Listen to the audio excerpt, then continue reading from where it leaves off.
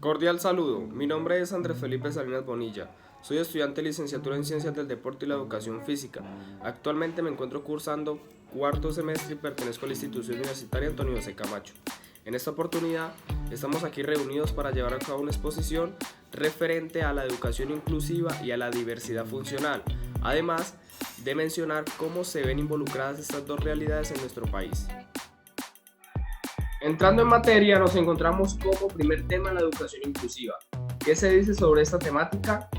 Bueno, la educación inclusiva es un proceso permanente que reconoce, valora y responde de manera pertinente a la diversidad de características, necesidades, intereses, posibilidades y expectativas de todos los niños, niñas, adolescentes, jóvenes y adultos con pares de su misma edad a través de prácticas, políticas y culturas que eliminen las barreras para el aprendizaje y la participación.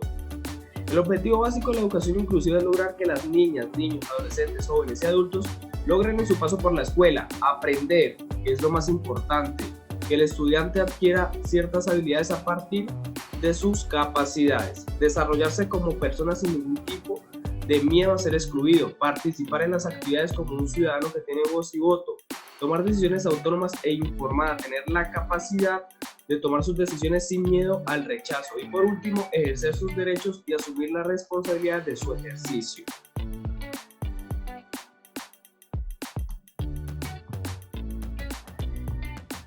En la siguiente diapositiva se mencionan algunas precisiones que permiten entender con claridad los alcances de la educación inclusiva. Y el primero es el concepto de educación inclusiva no es sinónimo de inclusión social. ¿Qué quiere decir esto? Que por mucho que se promueva este concepto, la sociedad aún es no alcanza a dimensionar el daño que le hace a las personas que excluye por pertenecer a este colectivo. Entonces esa problemática se traslada a los colegios, claramente pues porque los colegios son ocupados por personas de la sociedad. Lo que se pretende dar a entender es que no es una problemática como tal de las instituciones educativas, sino de la sociedad. Por eso se trabaja a partir de esa claridad y lo que se pretende es formar estudiantes con esa capacidad de entender que todos somos diferentes de cierta manera y esas personas ya formadas puedan salir a la sociedad y dar ese. El segundo concepto es el concepto de integración, no es sinónimo de inclusión. En consecuencia, educación inclusiva y necesidades educativas especiales no son sinónimos. La integración es un tanto más diferente y dista un poco de lo que se pretende a través de la educación inclusiva. Esta trasciende, la acción de incluir trasciende la integración y se orienta a considerar la riqueza propia de la diversidad, puesto que cambia la mirada centrada en las dificultades o déficits por una posibilidad de mirar el entorno, el cual debe ser el que se ajuste y adapte a las particularidades de todos. Esa debe ser la definición o puede ser la definición más acertada. Lo que pretende la educación inclusiva es que el entorno se adapte al estudiante y no el estudiante al entorno, como lo pretende la integración. Y por último tenemos no es lo mismo referirse a una educación inclusiva que una inclusión educativa. ¿Qué pasa con esto? La educación inclusiva se preocupa por identificar las barreras para el aprendizaje y la participación. Por otra parte, la inclusión educativa refleja una visión más cerrada que estudia la adaptación de la persona al sistema y no al revés. Es decir, la inclusión educativa se podría relacionar con la integración. Pasamos a la siguiente diapositiva, la cual da unos conceptos asociados como barrera, diseño universal, apoyo, acomodaciones o ajustes razonables, y ahí se puede leer claramente. En esta siguiente diapositiva nos muestra los principios de la educación inclusiva, que son la participación claramente de los estudiantes, la diversidad, lo que implica reconocer que cada uno es distinto, la interculturalidad, que hace referencia a que personas son de diferentes culturas, pero se pretende que se integren y puedan coexistir, más allá de sus diferencias, ya sean biológicas o sociales. Hablando de educación inclusiva, en este caso serían pues esas dificultades que presenta un colectivo de personas y que son rechazadas por personas supuestamente normales, pero a través de la interculturalidad lo que se pretende es eso, alcanzar ese objetivo.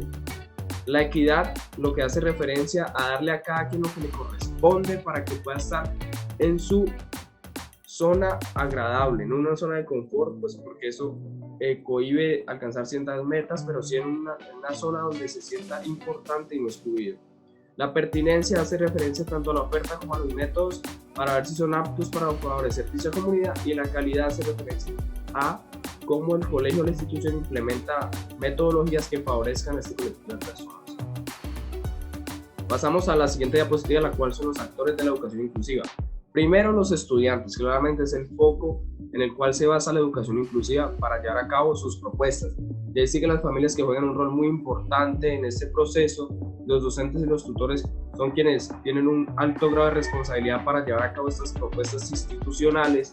El directivo docente son los directivos, tanto rectores como directores de las instituciones educativas, los cuales tienen que realizar un planteamiento, una propuesta que favorezca tanto a las personas con algún tipo de condición especial, llámese diversidad funcional, y a las personas que presentan ya sea cualquier otro tipo de calamidad.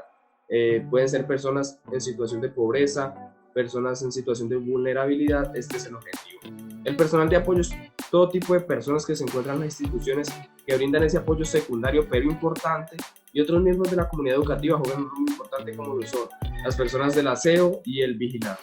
Y la gestión curricular es cómo se estructuran esas propuestas a partir de la gestión directiva, gestión académica, gestión administrativa y financiera, y la gestión de la comunidad, es decir, esa relación de la institución con la comunidad, con la sociedad. Pasamos a la siguiente diapositiva, la cual habla de unos aspectos claves para la formulación y desarrollo de proyectos con enfoque de educación inclusiva. Y para hacer una propuesta, primero se debe caracterizar a los estudiantes, conocer cuáles son las dificultades y trabajar a partir de ellas. El segundo aspecto es la planeación y diseño de la propuesta. Ya una vez conocida o hecha esa caracterización, se planea lo que se quiere brindar a la población educativa. El tercer paso es la evaluación y seguimiento del desarrollo de la propuesta para ver qué tan efectiva está siendo. Y por último, documentar y sistematizar esa propuesta para futuros colectivos o futuros grupos que logren alcanzar la educación. Pasamos a la diversidad funcional, donde se menciona que las mujeres y los hombres pertenecientes a este colectivo han sufrido a lo largo de los años cualquier tipo de exclusión por parte de otros colectivos que teóricamente son normales. Conscientes de esto, aquellos organismos relacionados con el mundo de la diversidad funcional han intentado acuñar nuevos términos, y un fiel ejemplo de esta iniciativa fue lo hecho por la Organización Mundial de la Salud durante una asamblea llevada a cabo en Ginebra, Suiza, la cual proponía cambiar algunos términos para así disminuir el impacto negativo que generan las personas los diferentes términos despectivos que se utilizan. El primer término que se propuso cambiar fue déficit en el funcionamiento, que sustituye el término deficiencia, lo que quiere decir pérdida de una parte del cuerpo, una función fisiológica o mental, de una función fisiológica o mental. El segundo término es limitación en la actividad, que sustituye el término discapacidad. El tercer término es restricción en la participación, que sustituye el término minusvalía, que quiere decir valer menos.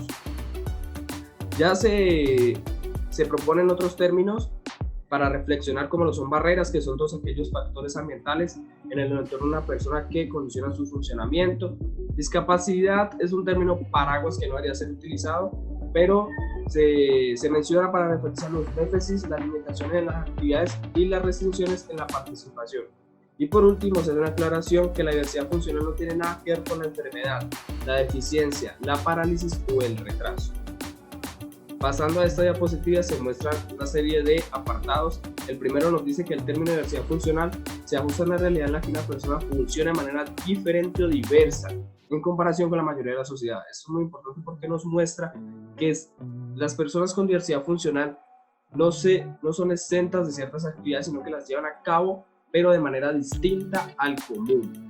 El término se ha pretendido cambiar por parte del colectivo de personas con diversidad funcional, quienes quieren pasar de ser llamados personas con discapacidad a ser llamados personas con diversidad funcional, e incluso se propone una abreviación como lo es PDF. Cabe resaltar que se debe decir hombres y mujeres con diversidad funcional para respetar la diversidad de género dentro del colectivo. Además, la unión, y esto es algo muy particular, no radica por la diversidad de las personas, sino por la exclusión social. Es decir, que una persona que tenga problemas auditivos y una persona que tenga problemas de habla no van a estar en este colectivo por sus características especiales, sino por la exclusión que se lleva a cabo hacia ellos. No distinguen las personas que critican no distinguen si una persona tiene problemas de audición, problemas de vista, no, simplemente lo excluyen. Es por eso, y es aquí donde nace este colectivo de personas. Un escritor propone el término funcionalidad diversa a partir de reglas gramaticales y ciertos argumentos válidos. No obstante, sería un poco más complejo para la sociedad agregarlo a su sociolecto. Si ya es complejo el primer término propuesto en este apartado, como lo es diversidad funcional, pues aquel tendría un mayor grado de dificultad. Es por eso que, haciendo una excepción a la regla, se plantea el término en cuestión, el cual otorga una visión menos negativa de una realidad que es inherente en un grupo de personas, una realidad inherente en este colectivo de personas.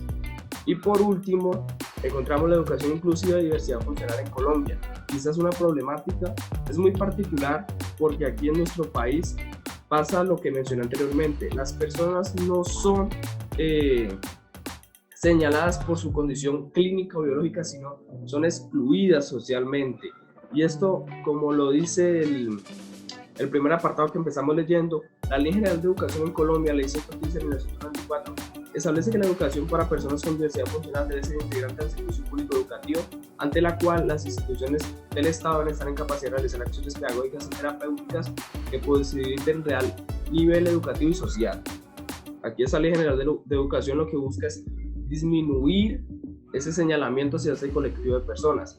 La discapacidad en Colombia, como lo mencionaba, se ve envuelta en un acto de discriminación social, puesto que tiene mayor impacto según el género, la edad, lugar de residencia y el nivel socioeconómico, mayormente en niños de 5 a 9 años. Son mayormente excluidos los niños con algún tipo de diversidad funcional y a la hora de ser incluidos en la educación. Lo que nos da a entender que es un problema más social que clínico, como lo mencioné anteriormente, pues se basa más en el contexto de la persona y no en sus problemáticas biológicas. En 1948 se llevó a cabo la Declaración Universal de los Derechos Humanos y en 2013 se dio la Ley Estatutaria 1618, por medio de la cual se establecen las disposiciones para garantizar pleno ejercicio de los derechos de las personas con discapacidad. Desde un estudio que hizo el DANI, esto es muy particular, en el 2005 en el municipio de Soacha, perteneciente al departamento de Cundinamarca, se encontró que el 86.7% de las personas en condición de discapacidad no asistían a un centro educativo y solo el 12.4% lo hacían, lo que nos muestra un porcentaje bajísimo a raíz de que las personas que presentan este tipo de condición no quieren asistir porque las instituciones se encuentran con un personal educativo no capacitado para brindar la educación.